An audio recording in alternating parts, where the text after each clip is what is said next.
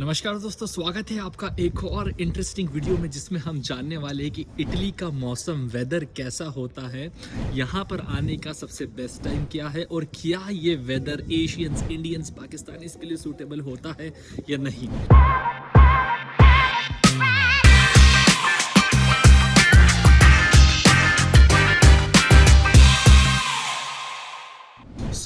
शुरुआत करें तो दोस्तों इटली का वेदर तो काफ़ी अच्छा होता है, बट कभी कभार धोखेबाज भी हो जाता है। जैसे कि अभी 1 घंटे पहले ही बारिश गिर गई इस टाइम पर, तो ये थोड़ा सा अनप्रिडिक्टेबल होता है यहाँ पर कि कब बारिश हो जाएगी। तो कहीं नहीं, पर फिर भी एक तरीके से देखा जाए तो काफ़ी अच्छा वेदर होता है यहाँ पर दोस्तों। वैसे ही जैसे हमारे यहाँ 4 सीजन्स होते हैं वैसे ही यहाँ पर भी होते हैं।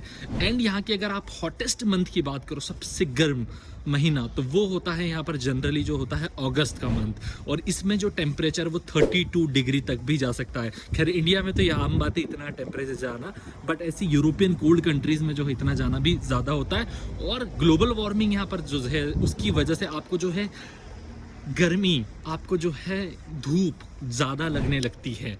तो ये एक इसका यहाँ पर ड्रॉबैक है। तो आप ऐसा मान सकते हो कि हमारा जो कलर डाउन है ब्लैक, वो जल्दी होने लगता है। सेकेंड, हम दोस्तों यहाँ के जो है कोल्डेस्ट मंथ की बात करें तो कोल्डेस्ट मंथ होता है दिसंबर का। अब दिसंबर के मंथ में जनरली जो टेम्परेचर होता है वो 3 degree Celsius, 4 degree Celsius, 5 degree तक हो सकता है। कई कई रीजन में ऑब्वियसली माइनस में भी जाता है, जैसे -3, -2 तक भी जाता है। बट जनरली आप जो है 5-6 के आसपास ही देखने वाले हैं। और स्नो की बात करें, ऑब्वियसली सबसे कोल्ड मंथ है तो स्नो गिरती है बिल्कुल, लेकिन हर रीजन में नहीं। फॉर एग्जांपल जिस सिटी में मैं रहता हूँ आज तक स्नो ही नहीं गिरी।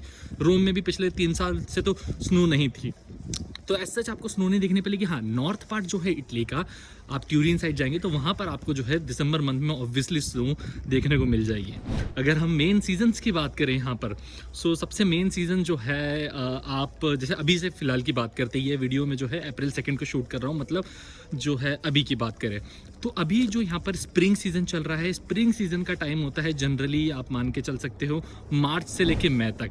ये बड़ा ही प्लीजेंट सीज़न होता है, हरियाली आ रही होती है, सब कुछ बढ़िया चलता है। और इस टाइम पर जो है वेदर वो भी ज़्यादा कोल्ड भी नहीं रहता और ज़्यादा हॉट भी नहीं रहता। फिर भी पता है हमें जैकेट पहन के तो घूमना ही पड़ता है, तो इससे समझ लेते हो कि एक प्लेजेंट वेदर जो है आपको यहाँ पर देखने को मिलता है। और इस टाइम पर सबसे बेस्ट बात है कि ये एक पीक सीज़न नहीं है टूरिस्ट के लिए, तो इस टाइम पर आपको जो है फ्लाइट, अकोमोडेशन, होटल्स, क्या बात है, एक चॉपर जा रहा है, तो फ्लाइट्स, अकोमोडेशन, ये सब काफ़ी कम प्राइसेस में मिल जाएंगे इस टाइम पर अगर आप जो है इटली आने का प्लान करते हो तो। और इसके बाद जो सीज़न स्टार्ट होता है जो कि एक पीक सीज़न होता है, वो होता है हमारा दोस्तों समर सीज़न, जो कि स्टार्ट होता है जून के आसपास से, जो ख़त्म होता है सितंबर 1st-2nd वीक में। तो आप चलो मान लेते हैं हम लोग कि अगस्त में ख़त्म हो जाता है।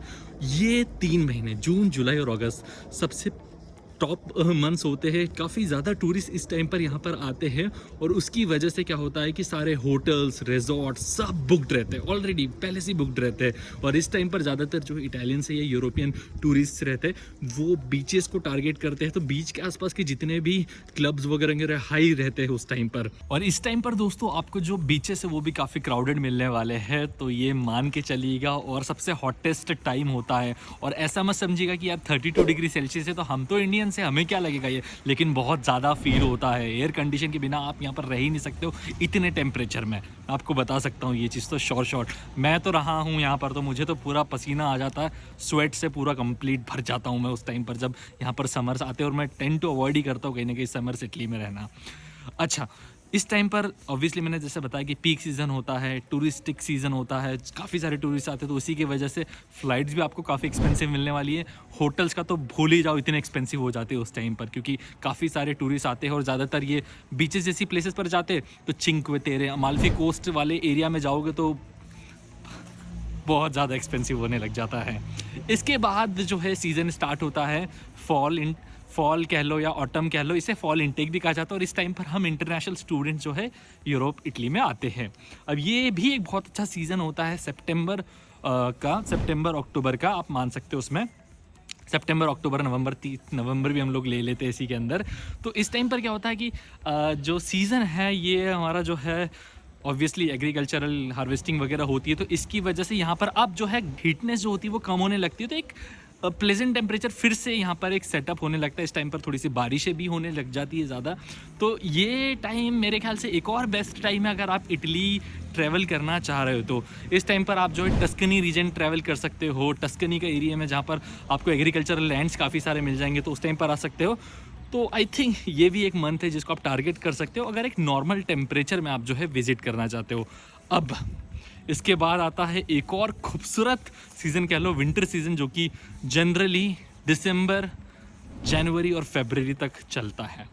ये सीज़न में ऑब्वियसली ठंड को ज़्यादा ही रहती है। मैंने बताया जैसे कि दिसंबर का मंथ सबसे ज़्यादा कोल्डेस्ट मंथ होता है, जिसमें माइनस में भी डिग्रीज चली जाती है। बट इतनी भी बात नहीं, शुरू में ऑब्वियसली आपको फील होने लगेगा, लेकिन जैसे ही आप हैबिचुअल होने लग जाओगे यहाँ पर, फिर आपको इतनी ठंड नहीं लगेगी क्योंकि जैकेट्स की आदत लग जाती है। तो हम लोग फिर इस टेम्परेचर में जो है कंफर्टेबल फील करने लग जाते हैं। तो विंटर्स में दोस्तों आप जो है जनरली स्कीइंग कर सकते हो, जो है विंटर स्पोर्ट्स कर सकते हो। तो उसके लिए यहाँ पर बहुत सारे माउंटेन्स मिल जाएंगे जहाँ पर स्कीइंग कर सकते हो। जैसे डोलोमाइट्स आप विजिट कर सकते हो इस टाइम पर। तो ये कुछ सीज़न वाइज मैंने आपको बता दिया है कि यार ऐसी ऐसी यहाँ पर चीज़ें होती है। और स्नो का भी बताया मैंने कि स्नो जो है नॉर्दर्न साइड में, ट्यूरिन साइड में जो है हो सकती है, अदरवाइज ऐसा ज़्यादा स्नो भी नहीं होती है। और यही एक काफ़ी बड़ा रीज़न भी था, कह सकते हो कि यार यहाँ पर रहने का, क्योंकि ज़्यादा ठंड भी नहीं है और ज़्यादा गर्मी नहीं है। होती है कुछ टाइम पीरियड के लिए होती है, बट वो इजीली टाइम पास कर सकते हो। अब ऐसा नहीं कि भाई फिनलैंड, कनाडा जैसी इतनी ज़्यादा ठंड है कि आप भैया जैकेट के बिना रह ही नहीं सकते हो। अभी सिर्फ आज मान लो आप, अभी चल रहा है अप्रैल में, मैं से विदाउट जैकेट हो जाऊंगा क्योंकि यहाँ पर फिर वार्म टेम्परेचर हो जाएगा तो ठीक हो जाता है। तो ऐसा होता है कि यार भैया हर टेम्परेचर आप इंजॉय कर सकते हो, हर वेदर आप इंजॉय कर सकते हो और बहुत अच्छे से कर सकते हो। यही खास बात है इटली की दोस्तों। एंड दोस्तों एक और डिफरेंस यहाँ पर ये आ जाता है कि जब विंटर सीजन आता है ना, तो विंटर्स के टाइम पर क्या होता है कि इंडिया और इटली के डिफरेंस जो है डे टाइम की वजह से जो है 4.5 आवर्स का डिफरेंस हो जाता है। इंडिया मतलब 4.5 आवर्स आगे होता है हमसे, ठीक है। और जैसे ही अभी जो है ये समर स्टार्ट होने वाला है 27 मार्च से, हर साल ही ऑलमोस्ट जो है इस टाइम पर अगेन इंडिया और इटली के टाइमिंग का डिफरेंस हो जाता है 3.5 घंटे का, 3.5 आवर्स का। तो ये डिफरेंस भी आपको देखने मिलेगा with time, with the weathers. Okay now, अब अगर आप मुझसे पूछते हैं कि which is the best time to travel to Italy, तो आई वुड रिकमेंड यू, क्योंकि देखो विंटर सीजन जो रहता है ना, ये भी खूबसूरत सीजन होता है। और इस टाइम पर ऑफ सीजन इसे कहा जाता है, तो ज़्यादा टूरिस्ट नहीं आते इस टाइम पर। तो इस टाइम पर भी आपको अकोमोडेशन, फ्लाइट्स वगैरह काफ़ी लेस कॉस्टली आपको मिलने वाली, दिसंबर टू फरवरी। बट बेस्ट मंथ्स की बात करोगे कि यार हम मैक्सिमम इन्जॉय कब कर सकते हैं, तो वो मंथ्स मैं आपको कहना चाहूँगा कि यार आप जो है, अगर अभी स्प्रिंग की बात करें तो आई थिंक मार्च अप्रैल बहुत अच्छे मंथ्स हो सकते हैं। और अगर जो है फॉल की बात करें तो फॉल में जो है September October could be the good months. September I would recommend, क्योंकि उस टाइम पर गर्मी जा रही होती है और ठंड आ रही होती है, तो बीच का टेम्परेचर होता है। तो यही थी दोस्तों इंपॉर्टेंट इन्फॉर्मेशन। आई होप कि आपके लिए यूज़फुल हो। और मेरा हाथ भी अब दुखने लग गया है, तो आज का व्लॉग यहीं खत्म करते हैं। मिलते हैं हम लोग इटली में, और आप मुझे बताइएगा किस वेदर को आप ज़्यादा पसंद करते हैं। Bye bye, take care.